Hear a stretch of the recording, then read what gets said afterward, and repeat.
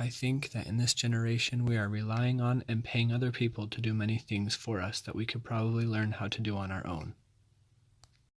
This channel will show how to do projects that I have worked on and things that I have learned. I created this channel to show how to do things that interest me and that have been useful to me in the past.